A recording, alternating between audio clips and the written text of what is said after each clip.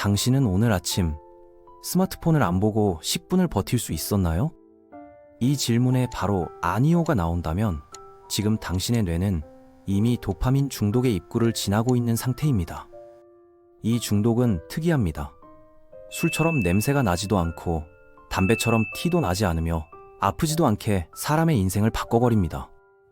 지금 이 순간에도 전 세계 수억 명이 아무 문제 없는 척 살아가면서 조용히 무기력해지고 조용히 목표를 잃어가고 있습니다. 오늘은 우리가 왜 이렇게 변했는지, 그리고 다시 예전의 감각으로 돌아올 수 있는지 이야기해 보겠습니다.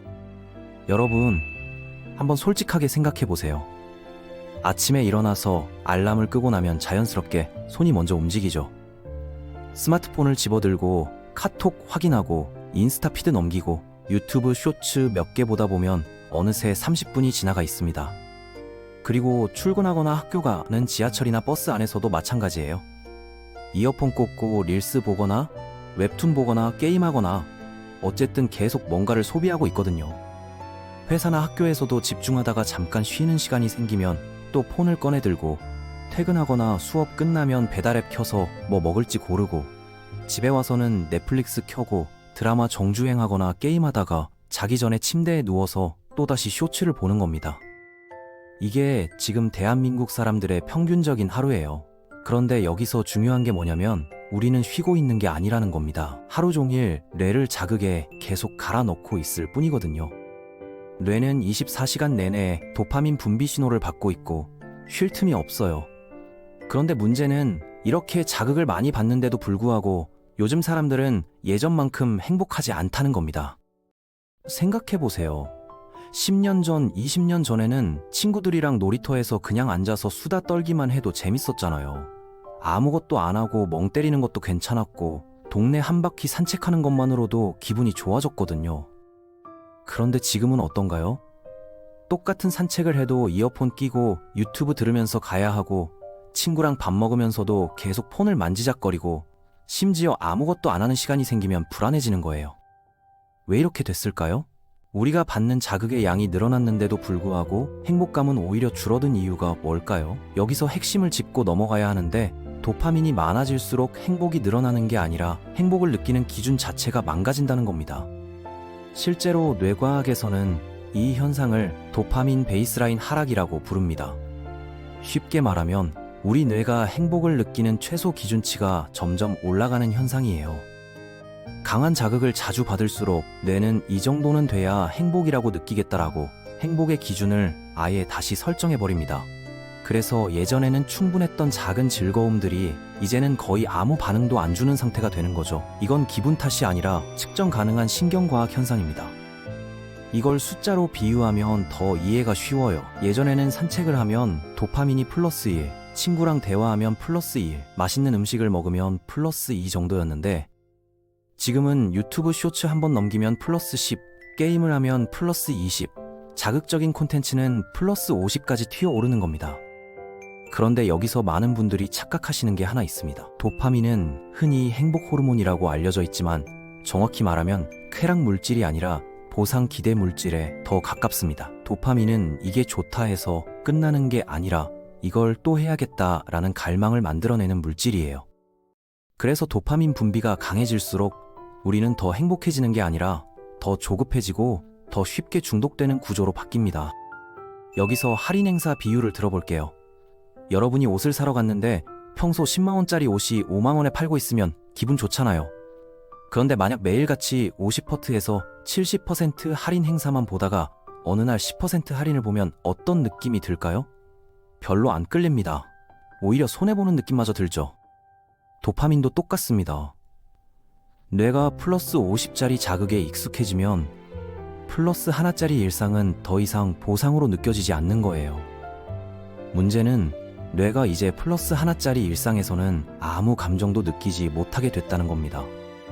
산책은 지루하고 친구와의 대화는 심심하고 책 읽기는 너무 느리고 뭘 해도 재미가 없어집니다.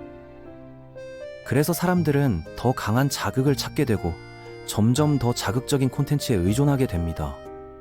이게 바로 도파민 중독의 시작이에요.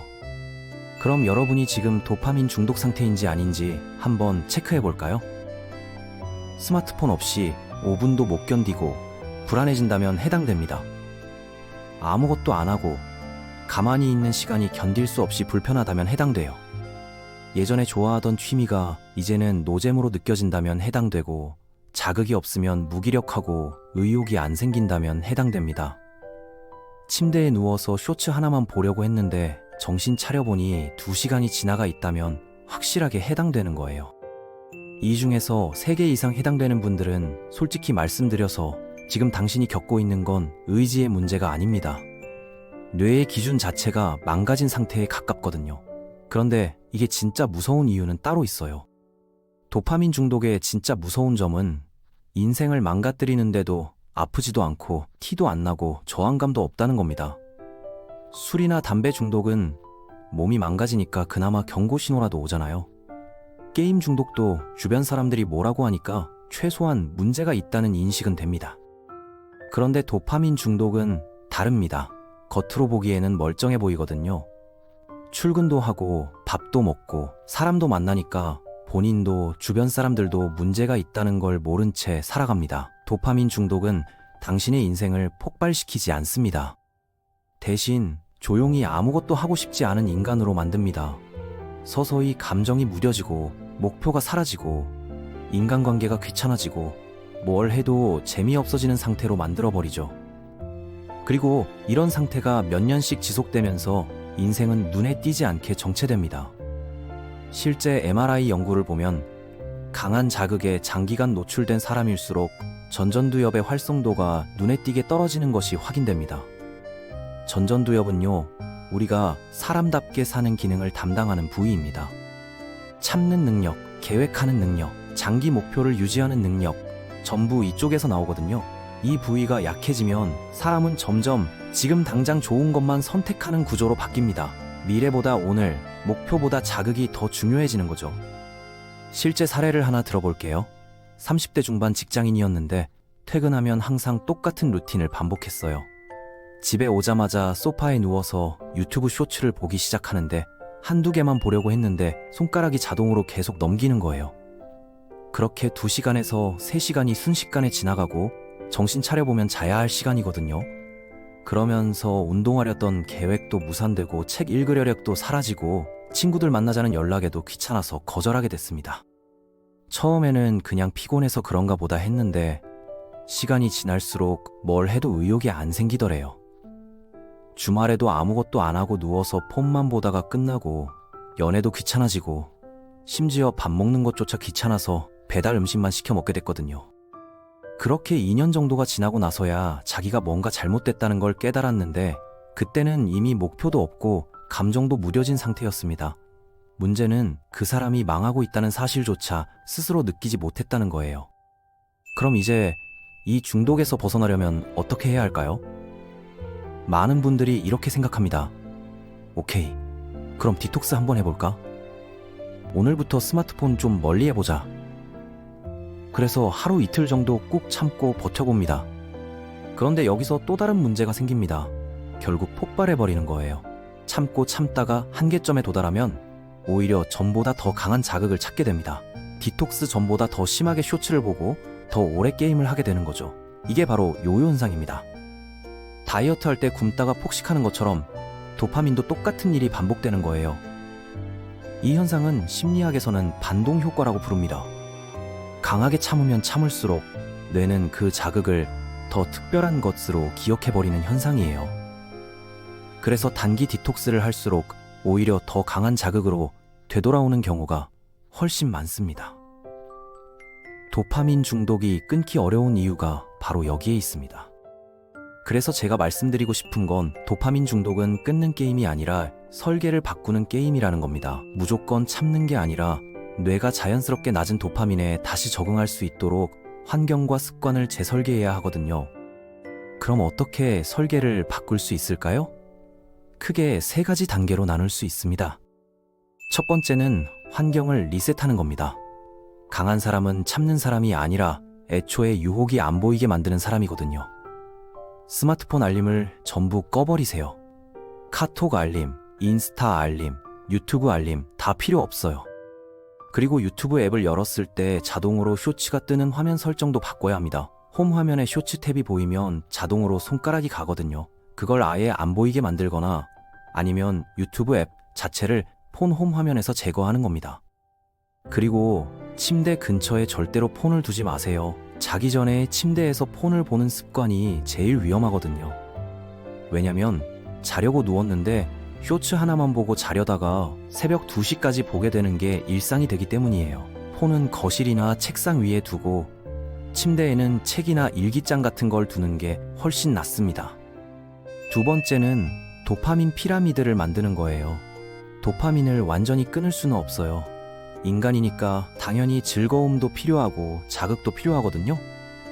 그런데 이걸 피라미드처럼 구조화하는 겁니다. 제일 아래층에는 쇼츠, 게임, 무지성 스크롤 같은 강한 도파민이 있고 중간쯤에는 영화나 긴 호흡의 유튜브 영상이 있고 제일 위층에는 운동, 독서, 대화, 몰입 같은 낮은 도파민 활동이 있어요. 여기서 규칙을 하나 만드는 겁니다. 위층 도파민을 충분히 쓴 날에만 아래층 도파민을 허용하는 거예요. 예를 들어서 오늘 운동을 30분 이상 했다면 저녁에 쇼츠 30분 허용, 책을 1시간 읽었다면 게임 1시간 허용. 이런 식으로 규칙을 만들면 낮은 도파민 활동을 자연스럽게 늘리면서도 높은 도파민을 완전히 박탈당한 느낌은 안 들거든요. 세 번째는 작은 행복을 복구하는 훈련입니다. 뇌가 낮은 도파민에 다시 반응할 수 있도록 만들어야 하거든요. 제일 좋은 방법은 산책이에요. 이어폰 끼지 말고 폰도 보지 말고 그냥 걸으면서 주변을 구경하는 겁니다. 처음에는 엄청 지루할 거예요. 뭔가 자극이 없으니까 불안하고 답답하거든요. 그런데 2주에서 3주 정도 꾸준히 하다 보면 바람 소리가 들리고 나무가 보이고 하늘이 보이기 시작해요. 이게 바로 뇌가 낮은 도파민에 다시 적응하는 과정이에요. 손으로 뭔가를 만드는 것도 좋습니다. 요리를 하거나 그림을 그리거나 뜨개질을 하거나 레고를 조립하거나 뭐든 상관없어요. 중요한 건 디지털 자극이 아니라 아날로그 감각을 사용하는 거거든요. 손으로 만지고 느끼면서 집중하는 시간이 늘어나면 뇌는 자연스럽게 몰입의 즐거움을 다시 기억하게 됩니다.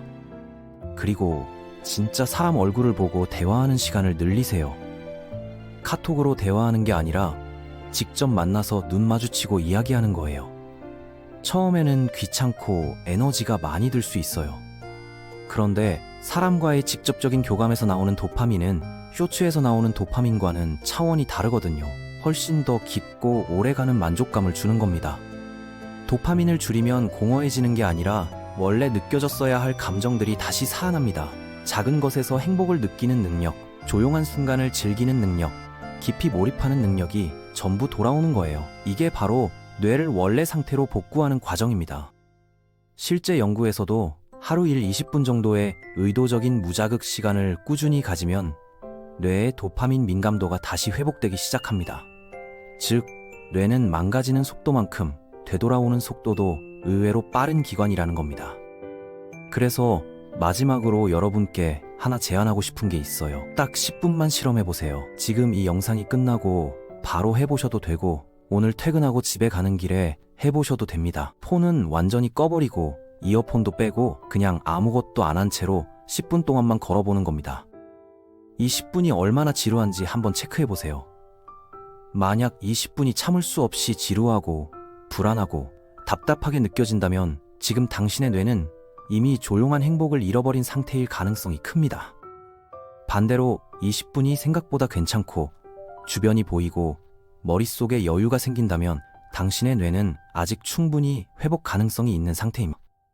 도파민 중독은 선택의 문제가 아닙니다. 뇌의 구조가 바뀐 거거든요. 그렇기 때문에 의지로만 해결하려고 하면 계속 실패할 수밖에 없어요. 환경을 바꾸고 시스템을 만들고 작은 것부터 천천히 뇌를 복구해 나가야 하는 겁니다. 그리고 그 시작은 지금 이 순간 폰을 내려놓고 10분 걷는 것에서부터 시작될 수 있습니다.